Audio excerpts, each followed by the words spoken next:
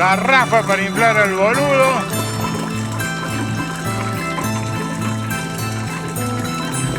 Licuadora donde pasa y es sometido el boludo.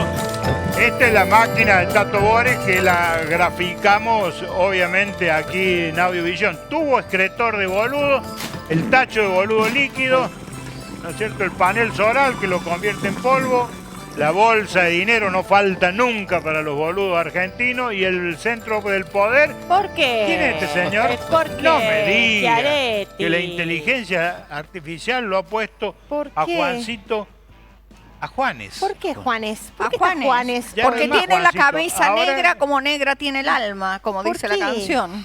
dice Juanes. Juanes. Yo veo toda la cartelería de la publicidad. Capaz que ahora cante dice, también. Juanes. Juan ¿Por qué es está? Córdoba. Ahí está. Juanes. Sí, sí. Juanes. Y el apellido debe ser Córdoba. Claro. Juanes Córdoba.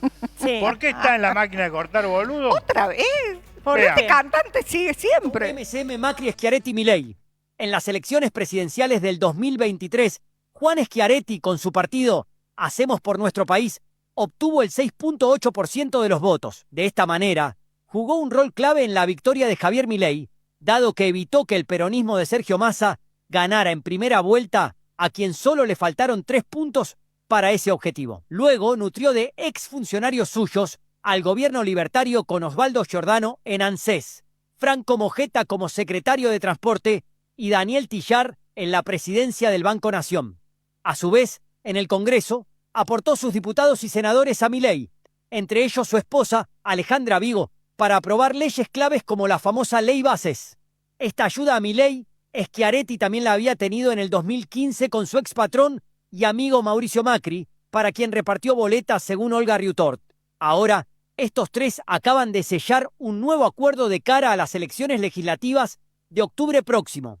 Esta se forjó luego de una reunión con el ex mentor de Schiaretti, Domingo Felipe Cavallo. Para ello, por un lado, con Provincias Unidas, Schiaretti busca rasguñarle nuevamente un par de votos al peronismo. Como compensación de eso, Milei y Macri le retribuyeron poniendo 2 ignotos candidatos al frente de la lista de La Libertad Avanza en Córdoba, Gonzalo Roca y la influencer espiritual Laura Soldano. De este modo, Milei apartó a los 2 archienemigos de Schiaretti en Córdoba, Luis Juez y Rodrigo de Loredo. En paralelo, el gringo armó por derecha una decena de pequeñas colectoras, entre las cuales está la Coneja Baldassi, para socavarle votos a La Libertad Avanza. ¿Qué ensalada? ¡Qué ensalada! ¡Qué bárbaro! Dice Cristina. Sí. ¿Qué Marcelo, aderezo opinás hace de falta? esto? Mire, yo tengo una profunda tristeza mezclada con desprecio por toda una clase dirigente, oligárquica, corrompida, sinvergüenza, que ha antepuesto sus intereses personales por sobre los intereses de la comunidad. Por lo tanto, podría hablarle de esta gente años, pero como usted me ha pedido que sea concreto, manifiesto mi desprecio, mi repudio y el mensaje de que si no nos sacamos a toda esta gente, a toda la que salió ahí de encima de una buena vez, la Argentina siempre será una colonia de 4ª categoría. Marcelo Touriño, abogado. ¿Tu origen político fue radical? Mi origen político fue siempre y lo sigue siendo el del servicio a una comunidad y la construcción de una patria para todos los argentinos. Efectivamente, yo provengo de una familia de inmigrantes, una familia gorila, antiperonista, y me crié en un ámbito radical y luego fui evolucionando hacia la justicia social y el peronismo, pero esencialmente hacia posiciones, lo que sería una tercera posición, alejado en ese momento de los 2 grandes imperialismos que peleaban por el dominio mundial. Sigo manteniendo una posición en defensa de lo nacional, en defensa de los intereses de la comunidad y por la conformación de lo que llamo, en mis libros incluidos, la estructuración de la gran confederación indo-iberoamericana de naciones, que es la única posibilidad que tenemos para resistir a este gran tirano universal que es el gran poder mundial.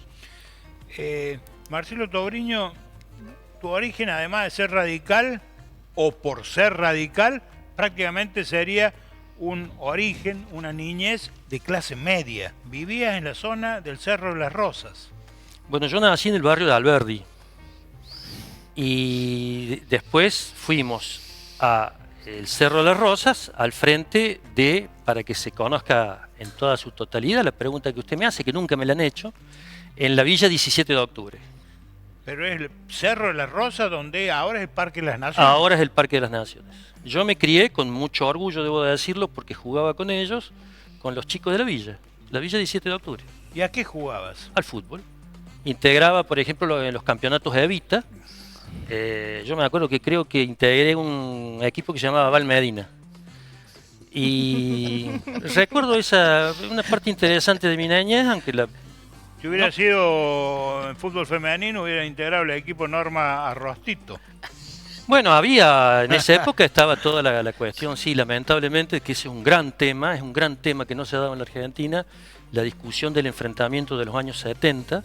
Yo estoy escribiendo respecto de eso. Ajá. En un tema que es lo que yo llamo el hecho histórico irreversible. Hay hechos históricos que son irreversibles, y en la Argentina hasta ahora nuestro hecho histórico irreversible que nos ha llevado a la catástrofe que nos pone esta gente espantosa que usted ha mostrado fue esa confrontación absolutamente impulsada desde el exterior, particularmente por determinados servicios de inteligencia extranjeros, a los fines de hacernos confrontar entre nosotros, fisura y división que aún persiste y que yo he luchado siempre contra eso porque propugno la unidad de los argentinos.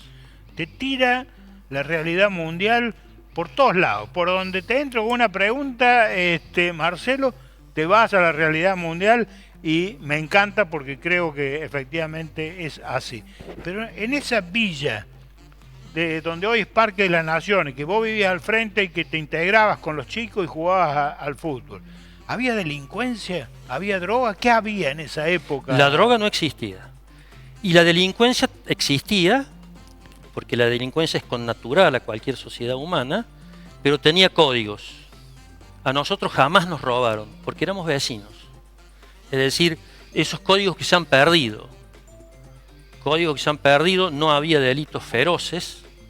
Hemos caído en una decadencia zapata gigantesca. En la profundidad del pozo que hemos caído se encuentra la magnitud de las macanas, por no decir otra palabra, que hemos hecho como conjunto humano, porque ya no me animo a llamarle comunidad. En ese segmento de clase media, ¿a qué se dedicaba tu padre? Mi papá era un vendedor ambulante de calzado y de polleritas para niñas.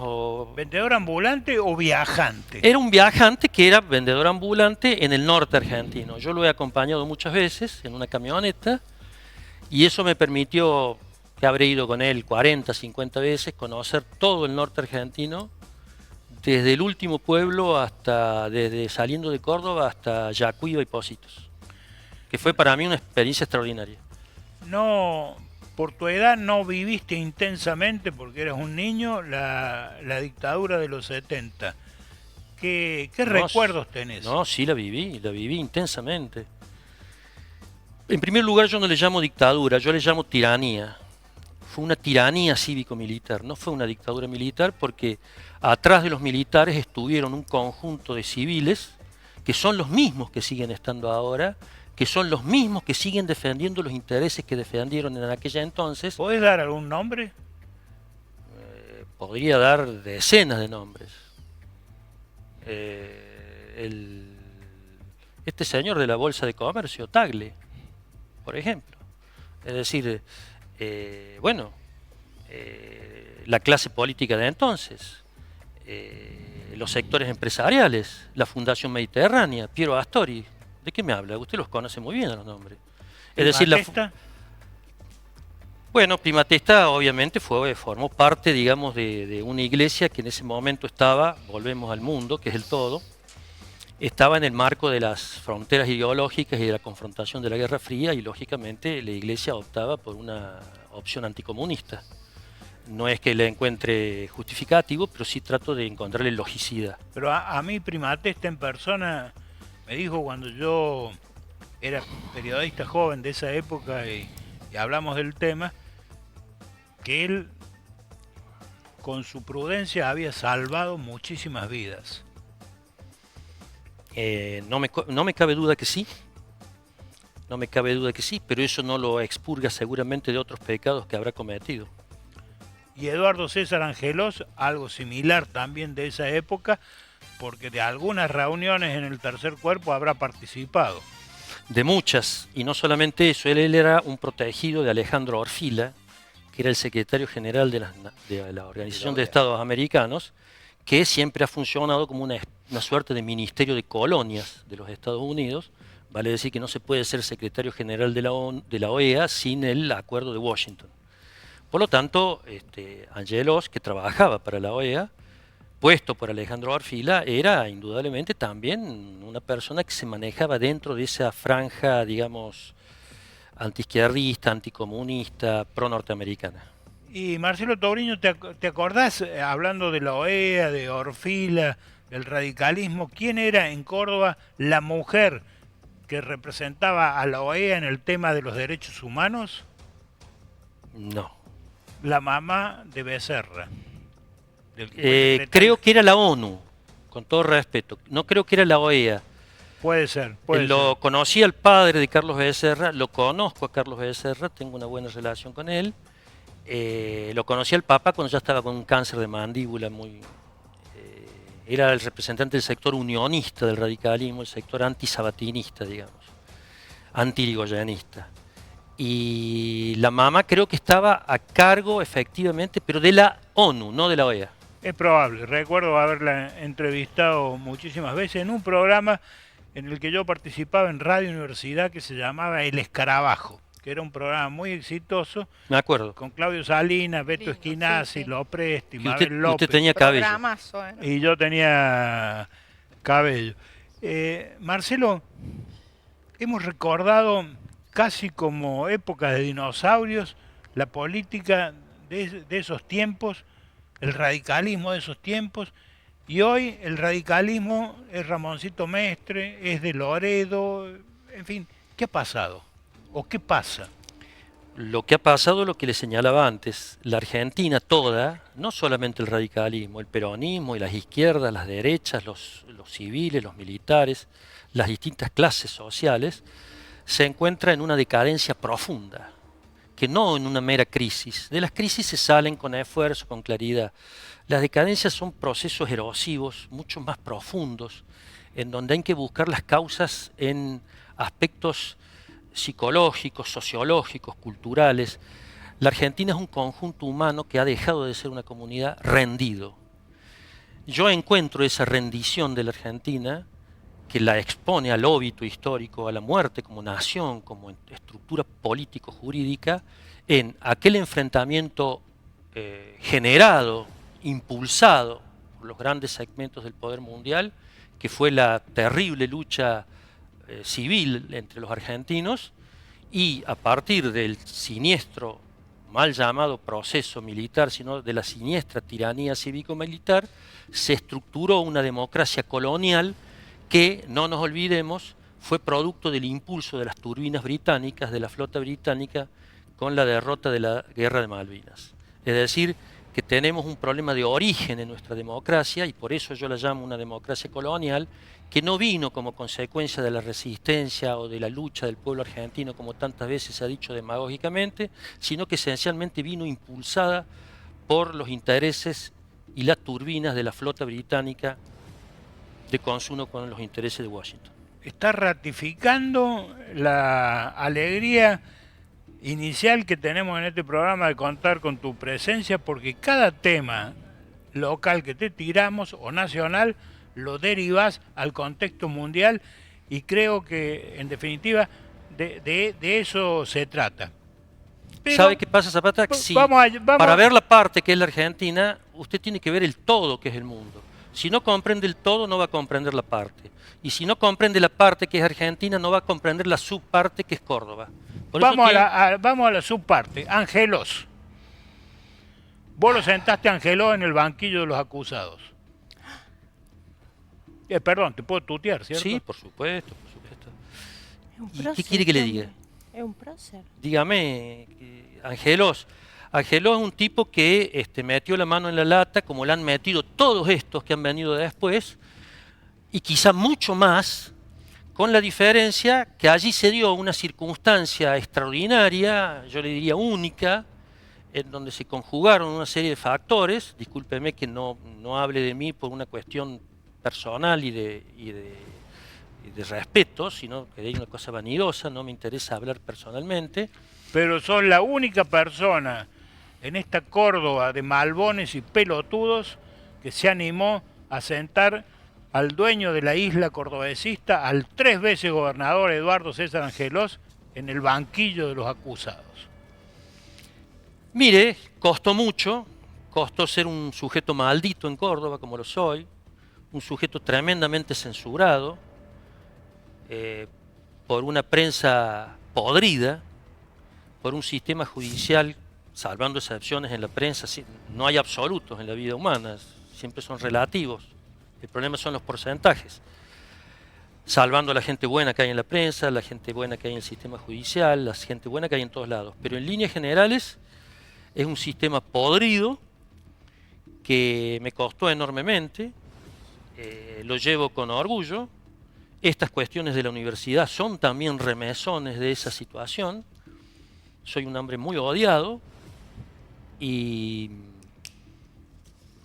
Angelós es un hombre más de una estructura de corrupción que ha generado una hiperdependencia de la Argentina que, pudiendo ser una gran nación, es meramente un paisaje con un conjunto de gente amuchada y en donde podríamos vivir con niveles económicos superlativos y vivimos prácticamente con niveles del tercer o del cuarto mundo, lo cual es espantoso e indignante.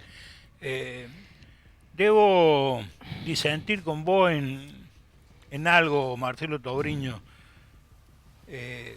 Hay mucha gente, más de lo que vos te imaginás, entre los cuales me incluyo a la cabeza, que te respetamos, valoramos y tenemos en la más alta consideración la valentía con que has enfrentado no solo al poder cordobés, sino fundamentalmente a tu profesión de abogado, cosa que no es fácil. ¿Has hecho dinero con la abogacía? Mire, el dinero nunca fue un objetivo primario en mi vida. Soy un sujeto de vida austera y llevo una familia austera. En un determinado momento de la vida dije, ¿qué es lo que quiere esta sociedad? ¿Cuál es el modelo? Hacer guita. Bueno, entonces dije, voy a ver si puedo hacer guita.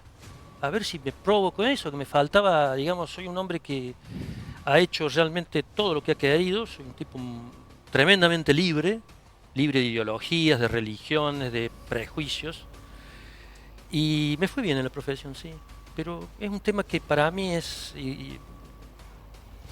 me permite viajar, me permite tener mucho tiempo para leer. Pero te hubiera ido mucho mejor económicamente si en vez de la abogacía te hubieras metido en la política. ¿Cómo roban? ¿De dónde roban? ¿De dónde? No. ¿Cuáles son las cajas? ¿Dónde manotean? ¿Dónde están las latas a las que te referiste vos? Donde meten los zarpazos los políticos. Bueno, las cajas... Tratemos de hablar de Córdoba. Sí, las cajas están en todos lados. En todos lados se afana. Porque ya hay una connaturalidad en el afane que es expresión de la decadencia moral y social en la que se encuentra este conjunto de gente que nos llamamos los argentinos. Voy a repetir tu frase. Sí. Argentina no está en crisis, está en decadencia. Profundamente. Y cercana al óbito, o sea, al deceso histórico. Tenemos un grave riesgo de desaparecer como Estado organizado, cuyo último epifenómeno es la desintegración territorial. Pero no me quiero escapar de lo que usted me preguntó. Una gran fuente del afano en Córdoba y en el país es la obra pública. De forma tal de lograr socialmente que la gente diga, como dice, roban pero hacen. Entonces usted tiene un puente y el puente está hecho, lo cual es bueno, pero es un puente que ha costado, yo le calculo, entre un 20 y un 40% más. Esas son las tasas de retorno de la obra pública en Córdoba, obra pública que he denunciado persistentemente y que los fiscales anticorrupción o fiscales pro corrupción, incluyendo un famoso fiscal que es Javier, El rockero. El rockero. Nunca han investigado. Es decir, mucha gente, probablemente usted y otra, ven los éxitos de mis denuncias o presentaciones, pero he tenido también muchos fracasos, porque no se ha querido investigar. Y uno de los elementos fundamentales es la obra pública. Pero también ¿cómo? está, por ejemplo, en el tema de ustedes, la publicidad. Se gastan en publicidad fortunas de forma tal de establecer una suerte de bozal contemporáneo, de decir, do ut des, te pago la publicidad, sobre todo para hacer el periodismo marrón, no tanto para que no me critiques, sino para que omitas. El pecado de omisión, no de decir, ocultar. Invisibilizar. Invisibilizar, efectivamente. Por eso creo con Heidegger en el concepto de la verdad que hay que desocultarla. La verdad está oculta. Entonces, los tipos que, como ha señalado usted muy generosamente, tenemos esa valentía, queremos desocultarla. Pero le hago también una pequeña precisión. Yo sí me dediqué a la política en una etapa, quise, así como usted me preguntó si hice dinero, quise meterme en la política partidocrática que yo repudio. Déjamelo para una próxima. Y un descuidista me robó el partido. Déjamelo para. Ya sé a qué te referís y lo tengo previsto para esta entrevista. Ahora, ¿cómo se te ocurre ser tan ingenuo de pensar que la justicia iba a investigar la corrupción en Córdoba cuando los corruptos de Córdoba fueron los que los pusieron a esos representantes judiciales en sus butacas justamente para que no los investigaran? Bueno, usted alude a una parte de Dijiste que no tenías el pecado de la vanidad, pero estás cayendo en el pecado de la ingenuidad. Bueno, probablemente yo sea muy ingenuo cuando creo en alguien, pero créame que cuando yo descreo de alguien me transformo en un hombre sumamente peligroso. Y esa peligrosidad, cuando yo advertí y advierto que hay hambre en mi sociedad, hay desigualdad en mi sociedad, en mis próximos, en mis semejantes, hay violencia, producto de un sistema estructuralmente corrompido, no hay ninguna ingenuidad. Y se han logrado muchas cosas. Logré que vayan en un debido proceso 2 fiscales corruptos que vayan a prisión, el fiscal Nazar y el fiscal Nievas. Se logró demostrar que en el Banco Social, el Banco de Córdoba, se habían robado 450 millones de dólares.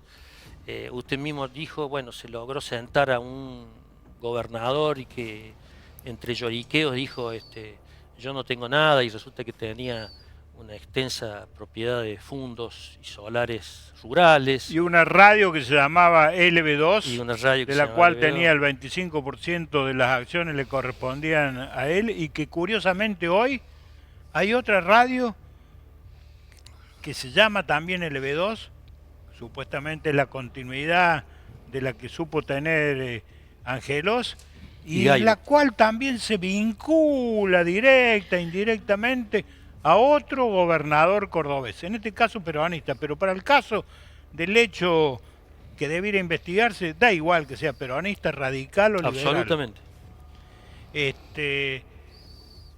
Marcelo Touriño, pasa Diego. Ah, Diego Verar acaba de llegar. de plantón ahí. Acabo de Tarde, llegar, Jorge. acá, tarde como nunca. Estaba a punto de retirarme. Te presento Hola, al mucho gusto, doctor Touriño. Pero no Marcelo quería Touriño. interrumpir esta charla tan interesante. Marcelo Touriño, hablaste de que un descuidista te robó tu sueño de la política. Toda tuya la respuesta. Sí, yo convoqué a gente muy distinta de Córdoba, pero que la sabía o la creía honesta, muchos de ellos eran. Por ejemplo, el secretario general del Partido Comunista de Córdoba, Ricardo Clemente, un tipo que yo quise mucho. Gente que venía de distintos palos del peronismo, del radicalismo. Y también convoqué a gente de la iglesia. Uno de ellos un sujeto, un ente patético, un traidor, un ente abyecto que le dije, mira, vos tenés la experiencia de venir del Partido Demócrata Cristiano, encárgate de hacer la estructura partidaria. Yo me encargo de establecer las bases doctrinarias, que fueron nuestros 20 puntos, en donde una de las luchas centrales era contra la usura financiera, que es una de los grandes cánceres que tiene la sociedad contemporánea, no solamente en Córdoba y en Argentina, la tasa de interés compuesto, que creo que ha matado mucho más gente que todos los bombardeos de Vietnam. Pero... Y este sujeto, te termino, como un descuidista, cuando pudo, me afanó el partido y se lo quedó él, hizo una cosita chiquita, fue legislador una o dos veces, y es una comparsa más del sistema partidocrático, en donde se ubica en las antípodas de lo cual fue el objetivo por el cual yo convoqué a toda esta gente, que honestamente, si fuera cierto lo que usted dice, de que hay tanta gente que reconoce lo que yo he hecho, yo modestamente creo que no es así, me votaron escasamente casi 40.000 cordobeses, y tenían la oportunidad de votar a alguien. Yo me hubiera gustado mucho tener fueros, pero no para robar, sino para decir las cosas que hay que decir, porque para eso están los fueros de un legislador, para decir lo que hay que decir. ¿Usted sabe todas las cosas que yo puedo decir de Córdoba? Sucede que como soy hombre de derecho, sé que para decir determinadas cosas tengo que tener pruebas, y hay veces que las pruebas materiales no están, pero sí sabemos que eso existe, y por eso el permiso político de los fueros precisamente se trata de hacer acusaciones o denuncias de tipo político, Me y no jurídicas. me interesaría filosofar y profundizar ese tema. ¿Es imprescindible que haya pruebas para que públicamente, por ejemplo, yo en este programa pueda denunciar a los corruptos de Córdoba? Bueno, vamos por partes. Si usted vive en un Estado de Derecho, que este lo es cada vez menos, usted tiene que tener pruebas para acreditar que el señor o la señora o yo somos corruptos.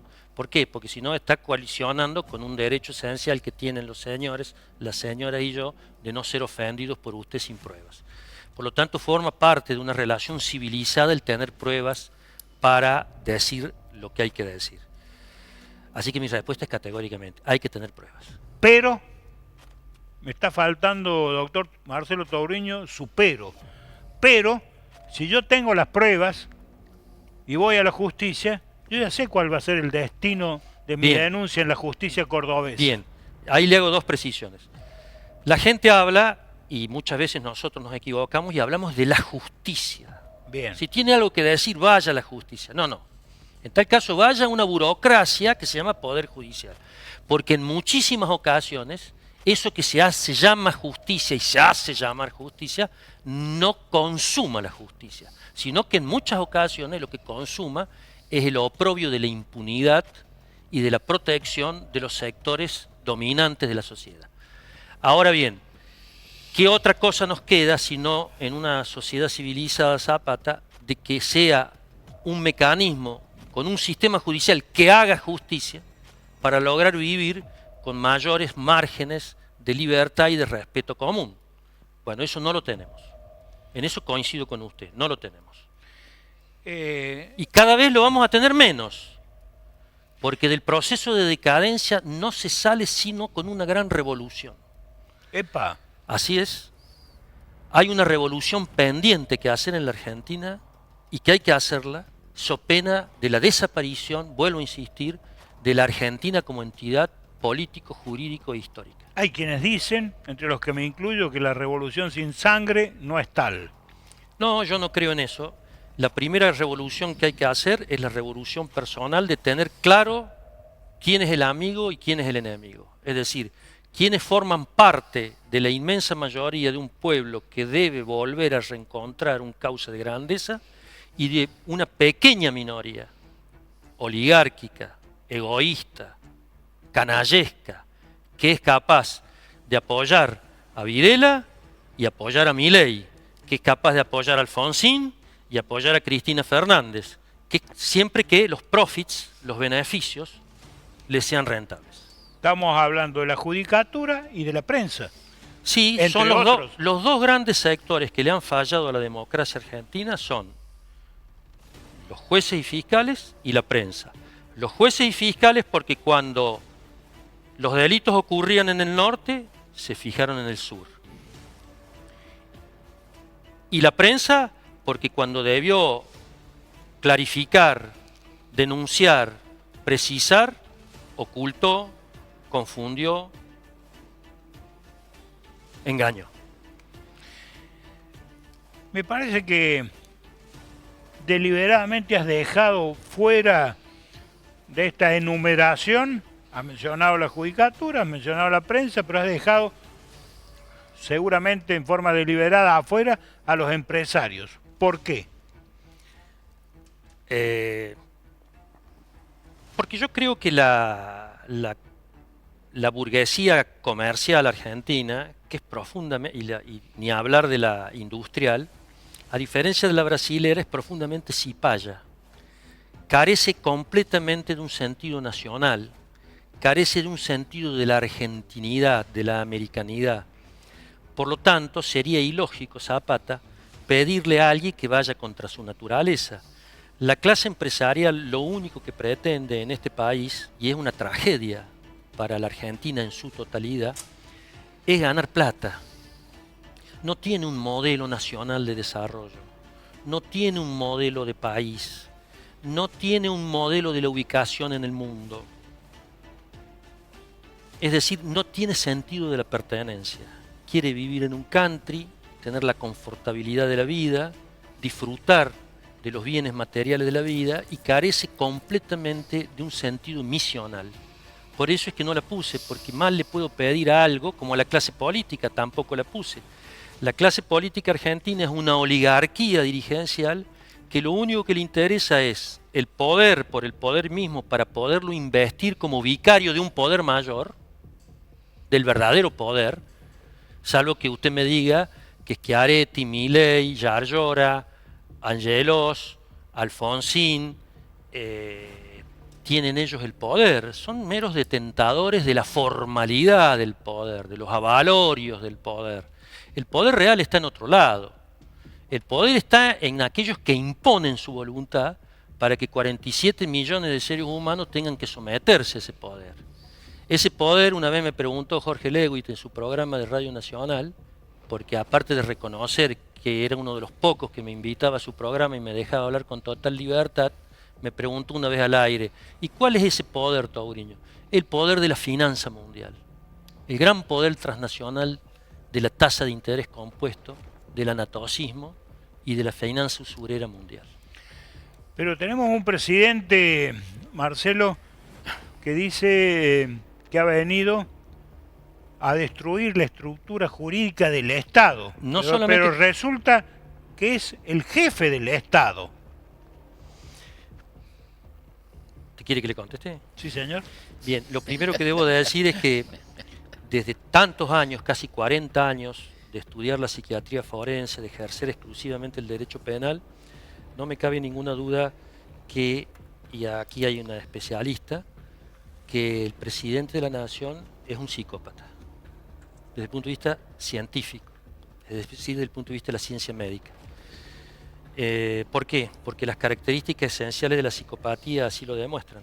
Es un hombre que carece completamente de empatía, es una persona que no tiene ningún sentimiento de sufrimiento o de vinculación anímica o volitiva o sentimental por el que sufre. Demuestra en su apasionado amor por los animales un desamor por los seres humanos. Es una persona de una excesiva crueldad y eso revela que, desde el punto de vista personal, una determinada situación científico-médica. El problema es por qué los argentinos, llaméle como entidad, como comunidad, como sociedad, como amuchamiento, porque yo ya creo que no es un pueblo, lamentablemente, ¿por qué lo eligieron? Digo lo eligieron porque yo no tengo nada que ver con este tipo.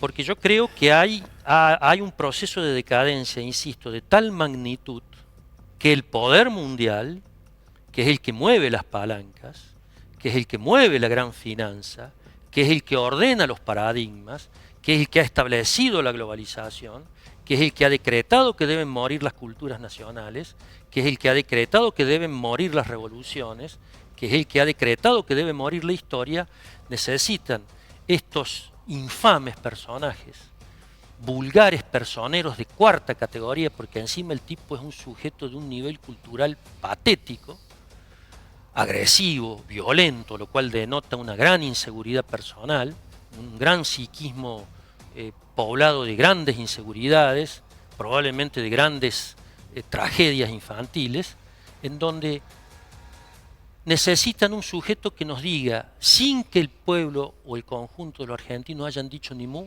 soy el topo que viene a destruir el Estado. Cuando el Estado es la comunidad jurídica y políticamente organizada que somos todos.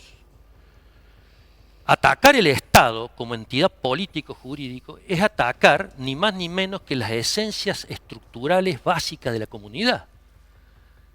Para eso ha sido puesto, para destruir el Estado argentino. Hablaste de una democracia colonial. Así es. ¿Qué pasos deberíamos dar?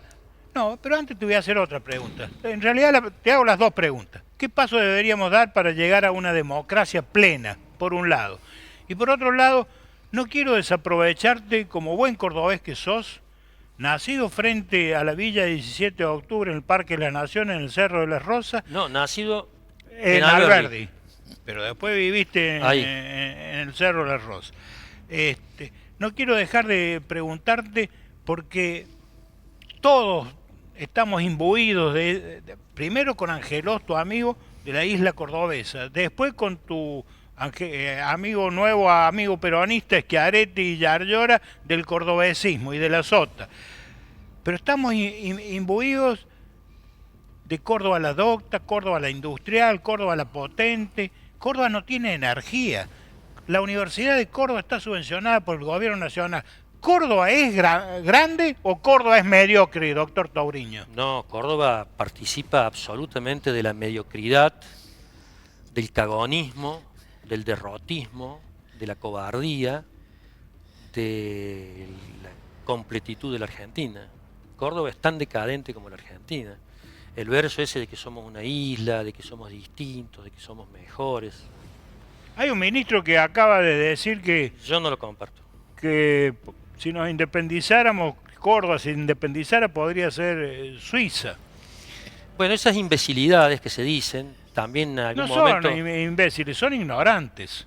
Sí, pero si usted me permite, en algún momento el gobernador Cornejo también ha planteado la secesión de Mendoza, los Rodríguez Sá de San Luis. Precisamente el epifenómeno, el emergente de la decadencia profunda de la Argentina son estos fenómenos disgregativos. Cuando lo que deberíamos hacer, y le contesto la primera parte de su pregunta, cómo retomar una democracia plena y solucionar este pecado de origen de esta democracia colonial impulsada por la flota británica, lo que hay que hacer refulgir nuevamente es el sentido de la dignidad de cada hombre y cada mujer de la Argentina y propender hacia formas integrativas con los estados indo-iberoamericanos. Estos imbéciles o estos atorrantes lo que plantean es precisamente lo opuesto, ir a formas disgregativas y partir a la Argentina en 3 o 4 partes, y vuelvo a insistirle, la expresión máxima de la decadencia de un Estado es cuando éste se ha disgregado territorialmente, porque quiere decir que el cuerpo comunitario de ese Estado ya no tiene la capacidad orgánica de mantener la unicidad del territorio. Si usted ha perdido la unicidad, la completitud del territorio, es porque ha perdido primeramente la unicidad y la completitud de su gente. Entonces esa no es una patria, eso no es una comunidad organizada, eso no es una sociedad civilizada, eso no es un Estado de Derecho, eso no es una democracia plena. Eso es un conjunto de gente arrojado sobre un paisaje. Eso es lo que somos ahora los argentinos.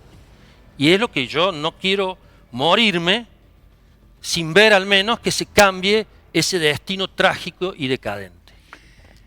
También se te escapó la palabra usura. ¿Está en el Código Penal la usura como delito? Así es. ¿Y por qué están todos los banqueros libres? Bueno, la pregunta es la mejor pregunta de todas hasta ahora, con todo respeto. Porque este es un país que ha perdido completamente la capacidad de dirigir su propio destino y es efectivamente los usureros y los banqueros los que dirigen al país y los que le imponen no solamente sus pautas jurídicas, sino esencialmente sus pautas culturales. Por lo tanto, esta gente es la gente es exitosa, es la gente que sale en la revista Caras, es la gente que sale permanentemente en este periodismo que creo que ambos repudiamos, es la gente chic, es la gente de mierda, y es la gente que en una revolución tendríamos que arrebatarle el poder, porque el poder lo tienen ellos, no nosotros. Y si el poder lo tienen ellos, nosotros la vamos a pasar mal como la estamos pasando. Y si el poder lo tenemos nosotros, lo que la van a pasar mal son ellos, que son una minoría ínfima, que se ha burlado de nosotros durante décadas y décadas. Y se han llevado la guita. Por eso es que hay miseria.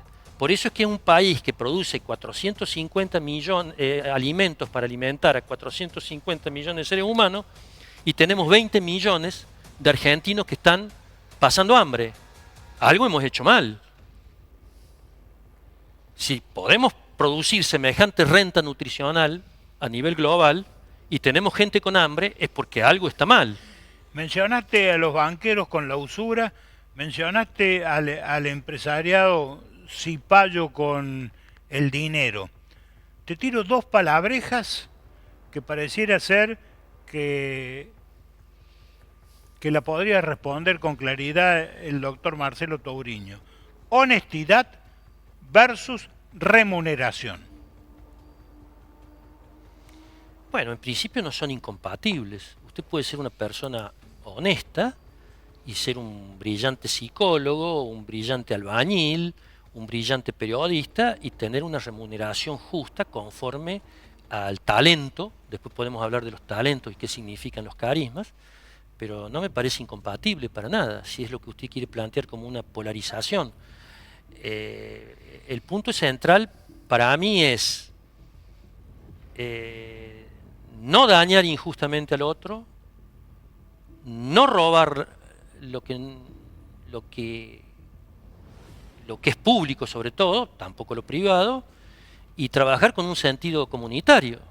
No creo en la realización individual, no creo que una persona se realice si no se realice su comunidad. Por eso la gente que va a vivir a los countries, aparte de toda la cuestión cultural, infinitamente mediocre por supuesto, y de abolengo, de clase, creen que están seguros, y los countries, proporcionalmente desde el punto de vista de las estadísticas y de los que conocemos lo que es el delito, son los lugares más inseguros de Córdoba, desde el punto de vista proporcional. Eso sería largo explicarlo. Ahí entraríamos en el tema de la inseguridad, ¿no? Que muchas veces se acicatea como un mecanismo de generar reflejos condicionados para explotar o enervar en los seres humanos lo más profundo y oscuro que tenemos, que es el odio, la represión, la pena de muerte, todas esas locuras que, claro, cuando el ser humano se ve apretado por el miedo, que son las mejores formas de conducir a los grupos humanos, cuando los quieren conducir estas oligarquías que hemos señalado, y lo que tenemos que hacer, me parece a mí, es generar serenidad, prudencia. Para eso hace falta verdad. Si no hay verdad, es imposible. Es uno de los pilares que vos solés en tus charlas referenciar de los griegos. Sí, yo La verdad, respeto la los grandes belleza, el bien y la justicia. la verdad, la belleza, el bien y la justicia. Así es. Sobre esos valores yo he edificado la vida y quisiera, conforme a la cultura clásica, que mi patria, mi comunidad, mis próximos, mis hermanos, edificaran la vida conforme a esos 4 grandes valores clásicos. Cuando te invitamos a esta entrevista, ¿te condicionamos? No, aparte que yo no aceptaría ningún condicionamiento. Por eso es que Vos sabés que yo tampoco. Ando tampoco por los programas. Vos sabés que yo tampoco, Marcelo Tauriño. Sin embargo, en una conversación previa a esta invitación, me dijiste que había algunas cositas, tendrás tus razones, para no abordarlas. Y no me voy a dejar condicionar. Así que quiero que compartamos este video tuyo. Fui a Estados Unidos, hablé con el jefe de la DEA para América Latina, un negro que parecía de la NBA, ¿no? Y el tipo, ¿sabes qué me dijo el tipo? Me dijo algunas cosas picantes, en serio. Me dijo, si con el gobierno nacional no nos podemos meter después del tema del avión. Y yo, ¿cómo fue ese tema del avión? Escúchame, ¿usted cree que nosotros vamos a llevar un avión con elementos de espionaje? Porque sí, esto estaba acordado con Scioli y estaba acordado con Urtubey, que está desesperado en Salta porque ve pasar los narcos por la nariz y no tiene cómo parar. Sí. Y sí, apareció este canciller de ustedes que hizo este show, y entonces nosotros dijimos, bueno, chao, nos llevamos todo. Pero ¿sabe qué me dijo el tipo? Me dijo, ¿sabe por qué no hay hechos de narcotráfico en la provincia de Buenos Aires con malas y con bandas? No, le digo, porque ya está ocupado el tema por la policía. Claro. ¿Cómo le digo? Está ocupado por la policía. Las bandas no entran porque los matan. O sea que el tema no aparece en los medios. Pero más vale. Y Capital Federal, la federal, lo mismo. Venden las comisarías según el nivel de recaudación. Ya se dice que se había frenado, pero ya hace un tiempo ha vuelto a salir el rumor de la... Buenos Aires. ¿Cuánto se cotiza cada comisaría? De nuevo. Así es. Y la de los barrios más altos, que están consumiendo socialmente droga, dice que los barrios más altos consumen marihuana, que estamos acá, vamos a considerar marihuana, nadie dice nada. Ya se ha transformado en una costumbre social. Y la clase media alta, más cocaína. Y esas son las comisarías que más valen porque tienen garantizada la comercialización. Ya, yo nunca lo he visto trabajar tanto. En muchos años que llevo de gobernador. Yo entiendo que hay buenos policías que quieren recuperar la policía. Hay otros que laburan por necesidad porque piensan que nos vamos a echar a la mierda. Hay una mezcla. Bueno, usted ¿Comentario adicional? Por supuesto. Primero que lo que usted debería precisarle a su vasta audiencia es que ese es uno de los tantos videos que publiqué yo en mi canal modestísimo de YouTube, con cosas muchísimo más graves que esa. Celebro que usted por primera vez, alguien, después de esto, debe tener 10, 12 años, lo traiga a colación. Hay cosas muchísimo más graves que esa. Y esto surgió como consecuencia de un intento, quizá el intento más serio que tuvo este sistema corrompido y criminal para callarme de la manera más vil, que era atacarme en mi honor y en mi credibilidad, y que utilizaron a un proyecto de periodista, que usted sostiene que es un gran periodista, que es Tomás Méndez. Yo sostengo exactamente lo opuesto, que lo utilizaron como vector operativo para meterme en una cuestión de robo de campos, etcétera, que era exactamente lo opuesto. Y cuando puedo ser ingenuo, le dije a usted, pero también puedo ser muy peligroso. Cuando este personaje disfrazado de periodista al servicio del poder más corrompido de Córdoba pretendió acallarme y efectuar una campaña, inclusive yo hablé con él civilizadamente al principio y le dije, ¿por qué haces esto? Mira, yo voy a hacer lo que se me da la gana y si vos no te amoldas te voy a seguir haciendo mierda. Ah, sí, le digo, muy bien. Entonces comenzó la guerra.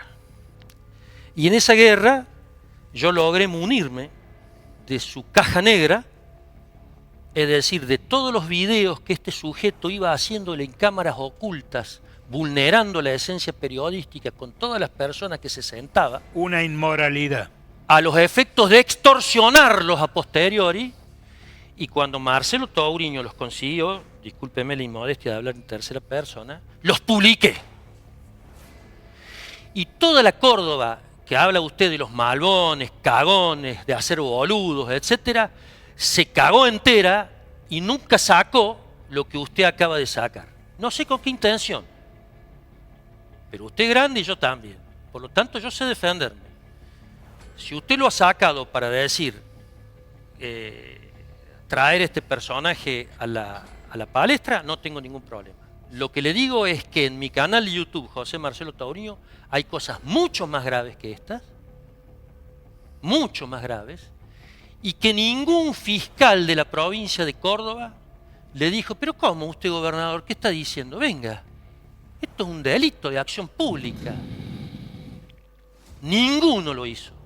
Y ningún periodista me preguntó jamás de esto, como tampoco me preguntaron jamás, che, Tauriño, vos te metiste en la política, después desapareciste, ¿qué pasó? Y me afanaron el partido, García del Orrio, para hacer su quintita, que es exactamente lo opuesto de lo que yo quise hacer con eso. Cuando me quise meter de periodista, porque yo creo que es mucho más poderoso en la prensa que los abogados. Y yo dije, bueno, si el poder está en los periodistas, me voy a meter a hacer periodismo. Entonces, había un programa en Canal C, manejado por una gente siniestra, el Canal C, recuerdo un tal Ayaza, en donde había un programa que se estaba por cerrar, era un programa de muchos años, Ojos de la Justicia, con un periodista, Daniel Otero, que me hacía notas, y me dice, mirá, no tengo más ganas de hacerle. Le digo, no, dámelo a mí. Déjame que siga con un programa que está instalado con el nombre. En el primer programa de Ojos de la Justicia, yo publiqué toda una investigación que había hecho respecto a negocios con la obra pública de una empresa del entonces candidato a vicegobernador, luego vicegobernador de Córdoba, con Schiaretti. Al segundo programa lo censuraron, lo sacaron, pero lo sacaron manu militari. Fue una censura atroz. Mi segundo programa no existió más. Me quejé ante la Sociedad Interamericana de Prensa. Me quejé ante el señor Jornet, miembro de la Sociedad Interamericana de Prensa. Nunca nadie me dio la más puta respuesta.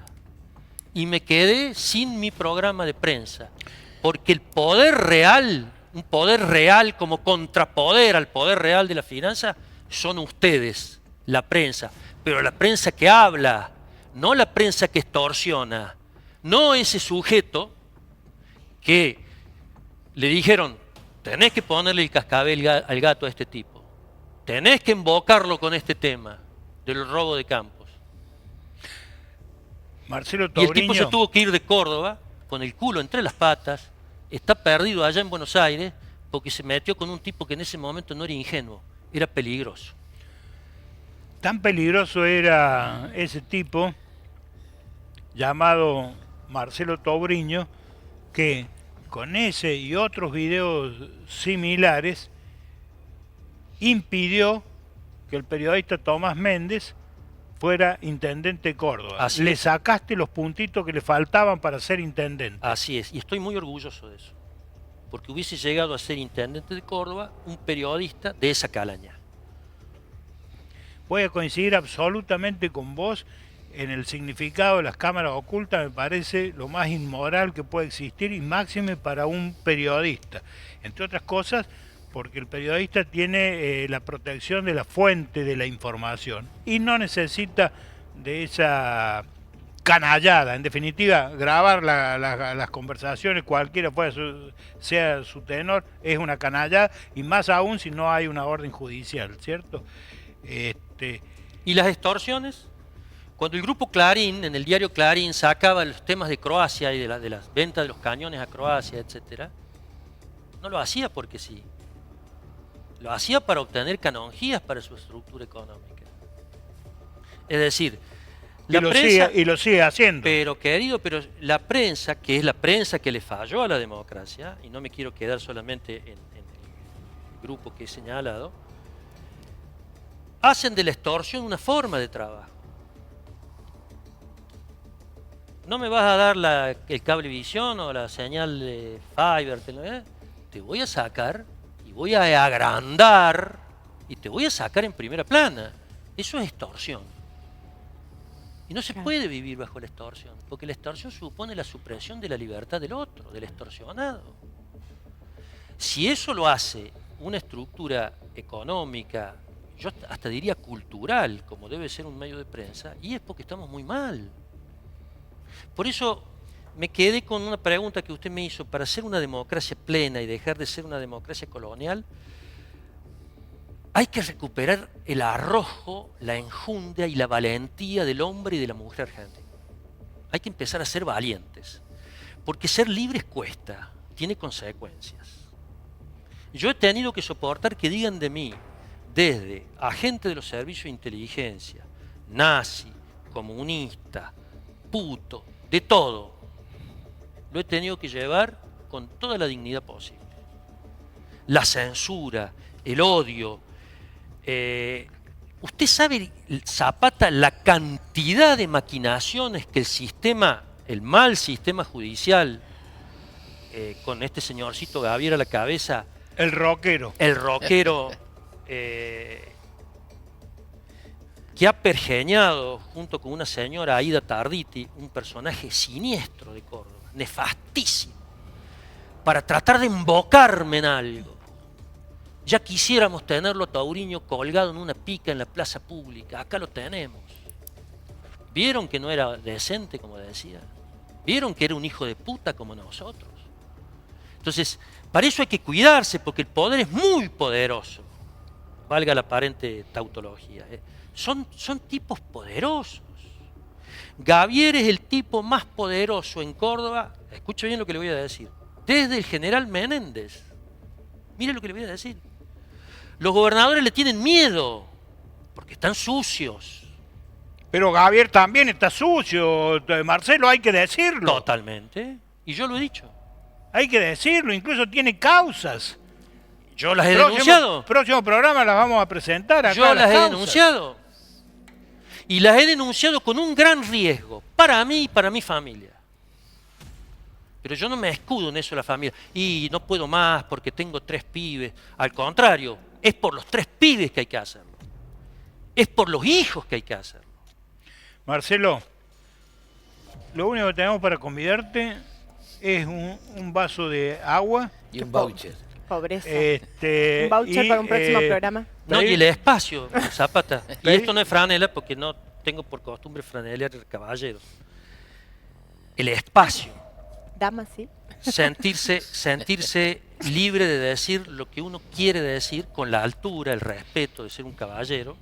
Yo soy un caballero español, pero eso no me impide decir lo que quiero decir, cuando tengo el espacio para decirlo. Yo no puedo agarrar un megáfono y salir en la calle porque eso cae dentro de lo ridículo, y de lo ridículo no se vuelve. Pero hay muy poca gente que me ha dado espacio. El Señor es uno de ellos, y yo por eso le tengo un gran afecto. Porque hay que tener cojones para invitarme a hablar con libertad a mí. Doctor Tauriño, usted dijo que nació en O sea, un nos hogar acaban de radical, descalificar. gorila, y se hizo peronista. Así es. Yo le he dedicado mi tesis doctoral al alma de Eva Perón y de Arturo Jauretche. El alma de Eva Perón. Al alma de Eva Perón y de Arturo Jauretche, y de un tío mío, querido Paco Tauriño. Como un mecanismo simbólico de reconocimiento de esas almas que me han enriquecido. Mire, yo creo que en términos de la teoría política, el radicalismo es una cosa muy primaria, muy primitiva, es decir, sería el libro UPA. Y el peronismo es una cosita más elaborada, sería Platero y yo. De todas maneras,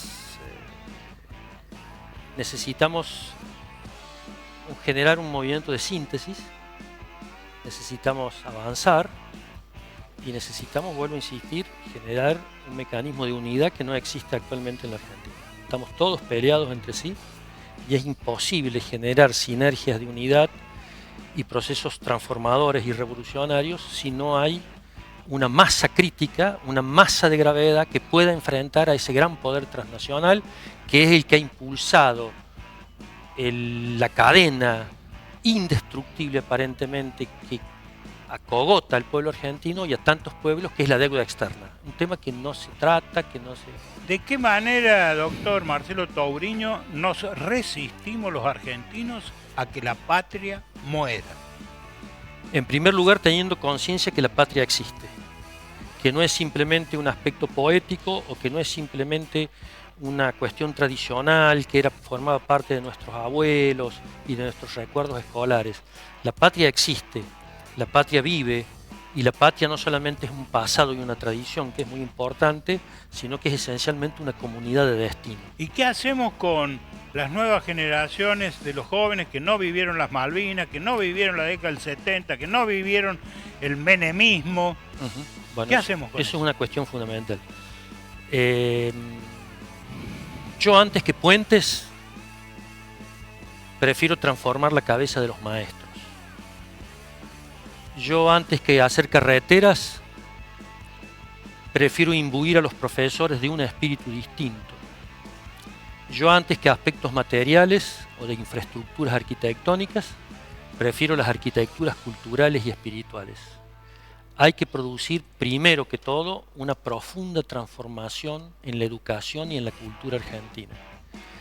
En un espíritu, transformar esta formación sarmientina ya y enciclopédica, ilustremente fenecida, en una educación transformadora para generar reflexión crítica, para que el alumno desde chiquito comprenda dónde está la verdad, cuáles son los mecanismos de razonamiento. ¿Y se acerca al realismo mágico de García Márquez o a qué realismo? No, en tal caso me acercaría, celebro su pregunta, al realismo heroico de Ernst Jünger, en donde vale la pena luchar en una trinchera terrible que es la vida. Realismo pérfido. No, eso es otra cosa. Yo estoy hablando del realismo heroico de Jünger. El realismo pérfido es lo que modestamente este servidor ha tratado de barruntar en su último libro, que se llama Buenos días, su señoría, que me comprometo a hacerle llegar un ejemplar, y en donde relato los tejemanejes, las pequeñeces, las corrupciones y los intersticios de un sistema judicial. He visto que aquí en la mesa se ha vuelto a hablar de justicia y me permito modestamente hacer la precisión. Esto no es justicia, este es un sistema burocrático judicial en donde hay cada vez menos fiscales y jueces que sí hacen justicia, que son gente todavía honesta, hay gente buena, pero cada vez menos, porque la decadencia supone eso, es decir, que se va difuminando la verdad, que se va difuminando los valores, que se van difuminando aquellos 4 grandes principios de la cultura clásica, la verdad, la belleza, el bien y la justicia, que hay que retomar. Hay que formar a nuestros jóvenes, a nuestros niños en esos valores. Y ahí viene un tema terrible para discutir, que es la irrupción de la inteligencia artificial, que yo creo que es el triunfo de la máquina tecnotrónica y de las victorias de las tecnologías y de las técnicas por sobre el espíritu. Yo soy un gran desconfiado de la técnica, no significa que propugne arar con bueyes cuando hay tractores, pero sí creo que las grandes tecnologías ubican al ser humano en un ámbito de angustia por su separación profunda con la naturaleza. Doctor Touriño, cuéntenos sucintamente su gran batalla judicial. Fue en la Universidad Nacional de Córdoba, Facultad de Derecho. Bueno, fue una de las tantas batallas. La verdad que he dado batallas muy lindas, muy nobles. Lo que me ha pasado en la universidad es lo que hablábamos al principio. Este sistema carnívoro y homicida, cobarde, se la agarró con mi vocación principal, que es la docente, que es mi gran vocación. Y han buscado perjudicarme siempre, y siempre los he llevado al sistema judicial, y les he ganado en 3 ocasiones a la Universidad Nacional de Córdoba ante la Cámara Federal de Apelaciones con 3 composiciones distintas. ¿Qué le ganó? Le gané en el primer juicio en el año 2001, me robaron el cargo de profesor adjunto por concurso. ¿De qué materia? Derecho Internacional Público. Logré la nulidad, se hizo el concurso y lo gané. Por eso soy profesor adjunto por concurso. Y luego, en 2 ocasiones, tuve que concurrir a la Cámara Federal de Apelaciones porque me birlaron el cargo de profesor titular, que es lo que he logrado esta victoria última, que ha llevado 8 años y que, bueno, son los costos que hay que pagar por defender con pasión, aunque probablemente acá el distinguido colega le pareció impactante, es cierto, es muy duro lo que hemos planteado, porque un grupo humano sin justicia es un grupo humano esclavo, y la esclavitud es la muerte en vida. No merece ser vivida una vida en esclavitud, y sí merece ser vivida una vida de lucha en búsqueda de la libertad y la dignidad. Por eso es que este es un tema muy duro, y es un tema que hay que tocarlo, Claro que sí. porque vivimos en una sociedad profundamente injusta, y recién pasaban ustedes a un señor hablando de un auto, burlándose de todos nosotros, un hipercorrupto que se ha demostrado.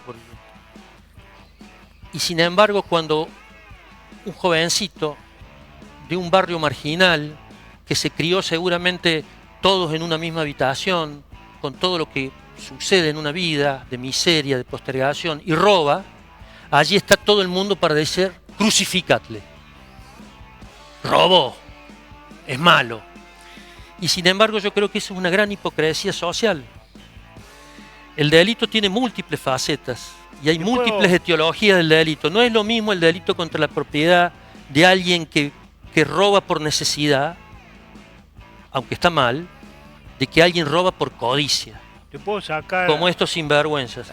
A estos hay que caerles encima. Y para eso hace falta jueces y fiscales que tengan lo que hay que tener, y hace falta una sociedad que los presione legítima y lícitamente para conducirlos a que hagan justicia aún con los poderosos.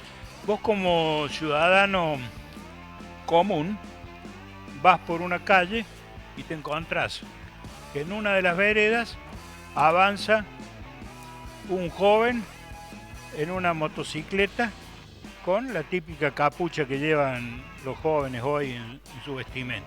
Y en la otra vereda, un señor con corbata, bronceado, con un portafolio que dice Aguas Cordobesa, y se alcanza a ver el nombre del dueño del portafolio, Aldo Rogio. ¿A qué vereda? Me pongo contra la pared, en primer lugar. Sobre todo teniendo en cuenta el señor del portafolio. Porque el señor del portafolio es el que genera a miles del sujeto que va por la otra vereda. El señor de ese portafolio, no significa que todos los señores con portafolios sean delincuentes, pero en el sentido que usted lo ha planteado, que es claramente de una actitud criminal, de un sujeto criminal, ese sujeto poderoso es un multiplicador de miles y miles de sogueros, de arrebatadores, del delito del chiquitaje, que es el que puebla Bower, que es el que puebla los sistemas penitenciarios. Por eso es que soy tan duro con el sistema judicial, porque es implacable con los humildes, aunque sean ladrones, y es genuflexo y se inclina con los señores del portafolio. Claro. Como ese señor Kovalib que dice que estaba ahí. Eso no va a cambiar, Zapata, hasta que no hagamos una revolución. Que la revolución no significa salir y matar a nadie, ni significa que haya sangre por las calles. La principal revolución es la que debe existir en la estructura intelectual y espiritual de cada ciudadano, para que no nos enchufen nunca más un Milei, para que no aceptemos nunca más lo que no hay que aceptar, para que no veamos al otro como un enemigo, sino verlo como lo que es en una patria, en una comunidad, un hermano con el cual hay que construir un camino juntos. Vos sabés que me acabas de pegar bajo la línea de flotación, Marcelo Touriño, porque estaba por despedirte y cerrar el programa. Lo voy a hacer lo mismo. Sí, usted es el dueño del programa. Pero antes le va a pegar Miguel a mí. Con un... Y a mí. A ver, ponelo. ¿Qué pasa? Chan, chan. Segunda hoja. No quiere poner. El Está 9. con guantes. Una sospecha / sombra de corrupción sobre algún miembro del gobierno fue eyectado absolutamente. Es decir, yo, digamos, encuentro a alguien con la mano en la lata, no tengo ningún problema de ponerle un cañonazo en la cabeza. El que las hace, las paga. Digo, casi que sería un esquema persa, ¿no? Digamos, Esquema persa. Y sí, te agarro robando, te corto la mano. Cubrir a ninguno, le pongo un torpedo en la cabeza al que sea, no importa nada. Mi compromiso es con los argentinos. Mire qué sexy que es, no le hace falta ni lindo. depilarse a Qué él. lindo. Me dio como ternura. Sí. ¿Quién? Pero Es muy ¿El lindo. granaderito? El granaderito. Es muy lindo, es muy Sí. lindo, no Pero le qué hace falta curioso, ni cuando depilarse. hizo, creo que lo deben saber, pero si no lo comento, cuando le hicieron el homenaje ese vergonzoso de los granaderos, porque los granaderos tienen una simbología institucional para ¿Qué la le parece? patria, para, ¿Qué le parece? para la Argentina, le hizo cantar interpretar frente a la Casa Rosada la marcha Dale, me quiero ir. inglesa contra las Malvinas, o a favor de los ingleses en las Malvinas. Un cipallo total. Absoluto. ¿Me permite una cosita más última? Lo que usted quiera. Mire, hay una ley que yo le llamo la ley del empeoramiento, que es una ley que he desarrollado a lo largo de tantos años de investigar y que supone que cada gobierno que venga sucesivamente va a ser peor que el anterior, necesariamente, ineluctablemente, si no se produce un cambio revolucionario. ¿Por qué? Porque si usted se pone a ver, cada gobierno de esta democracia colonial, cada uno ha sido peor que el anterior. Porque la lógica del antecedente lo viene lastrando, lo viene condicionando. El que venga después de este sujeto, que esperemos que dure lo menos posible, va a ser peor que él si no hay un cambio profundamente revolucionario. Eso es lo que hay que hacer, porque si no se va a aplicar ineluctablemente la ley del empeoramiento. ¿Me permite la última? ¿Es posible que vuelva pronto el programa? Bueno, yo le agradezco muchísimo. Yo tengo que tener algo para decir. Ustedes hoy me han permitido con mucha generosidad decir muchas cosas. ¿Pero falta o no? Cuando tenga algo para decir, yo lo llamo y con mucho gusto, si ustedes me abren la mesa nuevamente, va a ser un gusto. Pero creo que aparecer permanentemente es contraproducente si no tiene nada que decir uno, porque si no empieza a hablar macanas. Por empezar, tenemos que hablar, ¿cómo se llama el libro? Por ejemplo. Buenos días, su Claro, señoría, el ejemplo. último. Es mi 8º libro. Y viene uno en camino. Estoy redactando sobre el hecho histórico irreversible. Sí. Pero Usted me iba a preguntar sobre otro que es de la Corte Penal Internacional y no me Sí. preguntó. Le pido ahora 6 segundos nada más. Estamos viviendo momentos álgidos a nivel internacional. Y la Corte Penal Internacional se ha manifestado un par de veces en los últimos tiempos, mandando órdenes de detención de determinados líderes políticos. Cuando hablo de líderes, no importa cómo hayan sido electos. Y uno de ellos es Netanyahu. Netanyahu se supone que apenas salga de Israel, esa Corte Penal Internacional activaría una serie de movimientos para que sea detenido. Sin embargo, va a los Estados Unidos, no lo detienen, y si llega a venir acá a la República Argentina, hay una versión que dice que estas órdenes se activan siempre y cuando el gobierno nacional diga que sí hay que detenerlo. La pregunta o la duda es esta: ¿qué papel cumple la Corte Penal Internacional y qué poder de fuego tiene para llevar adelante lo que han resuelto? La Corte Penal Internacional no tiene una policía propia, pero sí los estados que son miembros de la Corte Penal Internacional, Estados Unidos no lo es, están obligados a poner a disposición de la Corte Penal Internacional sus fuerzas policiales a los fines de cumplimentar las resoluciones de la Corte Penal Internacional. Le digo lo siguiente: Benjamín Netanyahu, que es un criminal de guerra, es un genocida, porque lo que se está produciendo en Gaza es un genocidio en relación con el pueblo palestino, y es muy triste que un Estado como el Estado de Israel, conformado por un pueblo que fue perseguido también, sean ahora el Estado de Israel autor de esos genocidios. Tenía que venir el 17, Este servidor se iba a presentar el día 17 cuando arribara a Buenos Aires ante el fiscal federal que estuviera de turno y le iba a pedir la detención de Benjamín Netanyahu por criminal de guerra en orden al cumplimiento de la resolución de la Corte Penal Internacional. O sea, la resolución de la Corte Penal es sí o sí taxativa, es obligatoria. Absolutamente. Todos los miembros que forman parte del Estatuto de Roma tienen la obligación de cumplimentar con las sanciones, las sentencias y las resoluciones de la Corte Penal Internacional. Él va a Estados Unidos porque sabe que Estados Unidos no lo va a detener, pero dejó de venir a Argentina porque tenía miedo de que aquí se pudiese producir 7 presentaciones. Sí, que cometieron para mí el error judicial, porque lo quisieron hacer por una cuestión política, de mostrar el juego antes de tiempo. Había que dejarlo que viniese, había que dejarlo que estuviese a punto de la jaula, digamos, y ahí efectuar la presentación de la detención de este genocida y criminal Netanyahu. ¿Lo hubieran detenido y cómo seguía ese No sé proceso? si lo hubieran detenido, porque no sé si se hubiera animado a la Argentina de Milei a detenerlo, o uno de estos fiscales federales que tenemos en Córdoba. Pero una vez habido, es decir, una vez cumplimentado, se pone a disposición de la Corte Penal Internacional y la Corte Penal Internacional debe disponer su traslado generalmente a La Haya, que es la sede de la Corte Penal.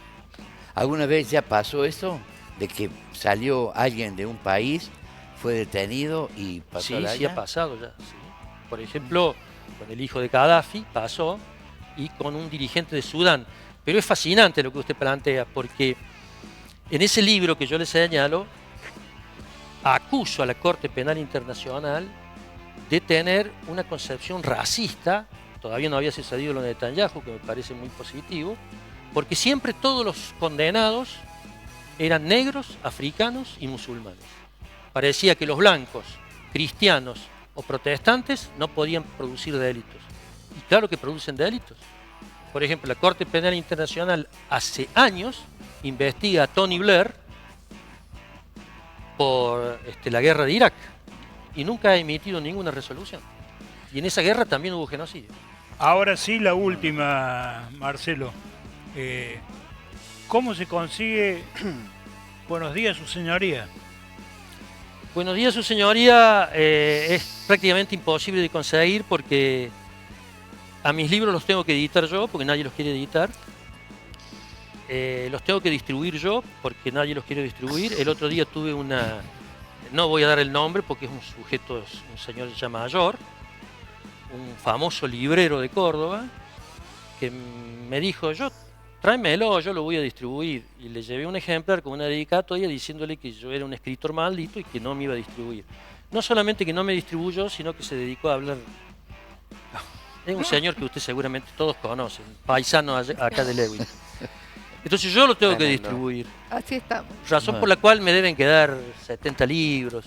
Bueno. No se haga problema, yo le voy a obsequiar uno y dedicado. No, yo lo voy a pagar. No me gusta que me regalen libros.